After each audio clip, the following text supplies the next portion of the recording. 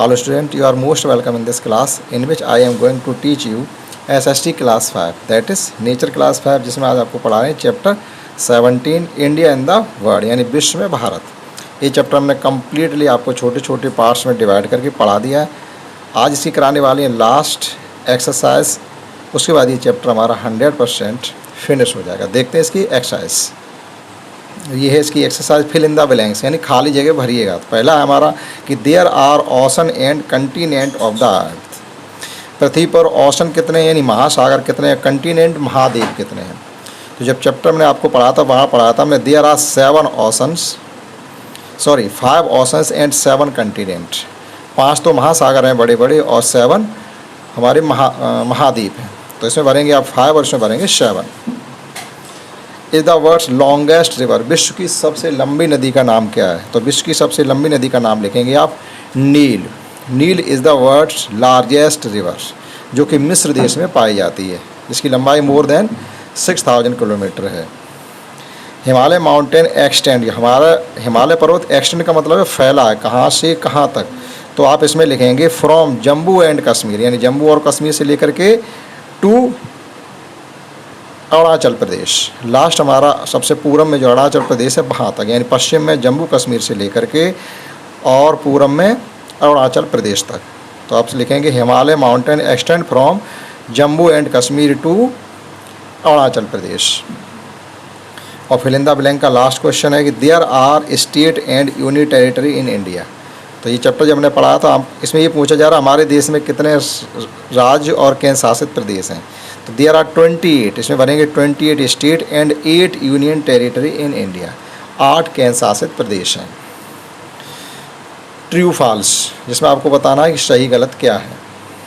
Question 2, the upper surface of plateau is generally uneven. Uneven का मतलब होता है एक तार नहीं है, वो ऊबड़ खाबड़ है। जनरली में सामान्य तौर पर। प्लेट्यू के मतलब होता है पठार। सरफेस का मतलब ऊपर, सरफेस मतलब होता है ऊपरी सतह। जो पठारों की ऊपरी सतह होती है सामान्यतया अनइवन यानी ऊबड़ खाबड़ होती है। और इस पर आप कर देंगे right tick. The Pacific ocean is spread over half of the earth. ये कह रहे हैं प्रशांत महासागर पृथ्वी के आधे भाग पर फैला हुआ है। तो जो हमने आपको चैप्टर रीड कराया था, तो उसमें हमने आपको बताया था 1/3, यानी पृथ्वी के 3 हिस्से को, यानी 1/3 यानी लगभग 30% भाग को ये प्रशांत महासागर ही अकेले घेरे हुए हैं।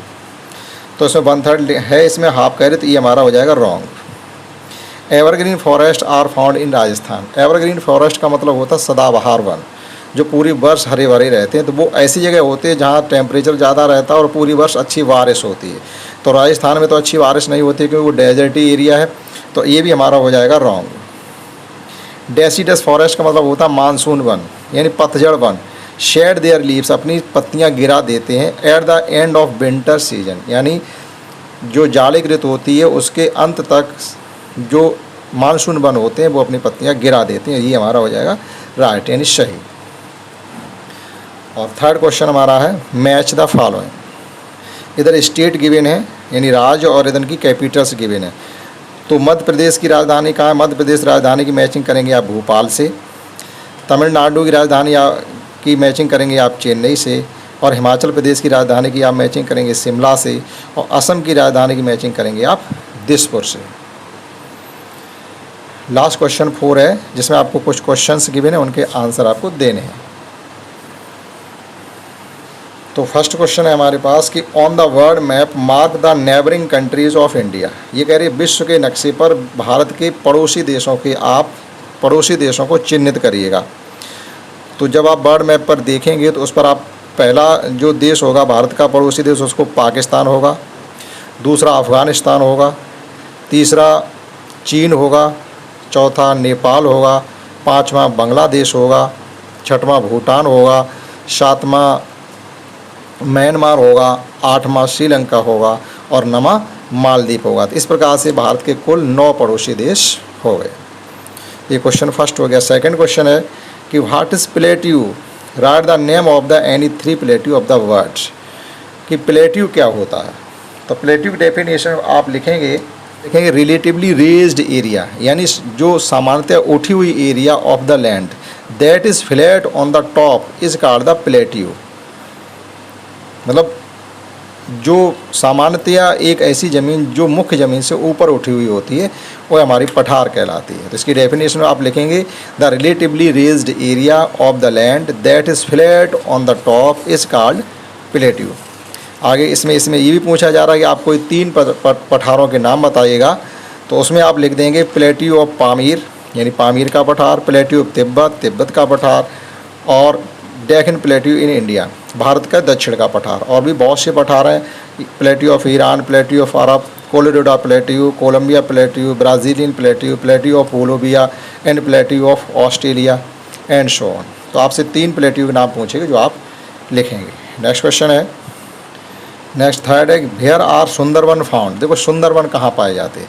जब आप भारत के नक्शे को देखेंगे तो जो पश्चिम बंगाल का जो यहाँ पर ब्रह्मपुत्र नदी और गंगा नदी का मुहाना है, जहाँ पर ब्रह्मपुत्र नदी और गंगा नदी मिलकर के बहुत बड़ा डेल्टा बनाती है, वहाँ पर सुंदरवन पाए जाते हैं। अब आगे कहा गया भाई do we call them Sundarban. इनको सुंदरवन क्यों कहते हैं? सुंदरवन इसको इसलिए कहते हैं इस जगह को क्योंकि इस डेल्टा में या इस वन में बहुत ज़्यादा सुंदरी के वृक्ष पाए जाते हैं, इसलिए इस जगह का नाम ही रख दिया गया सुंदरवन।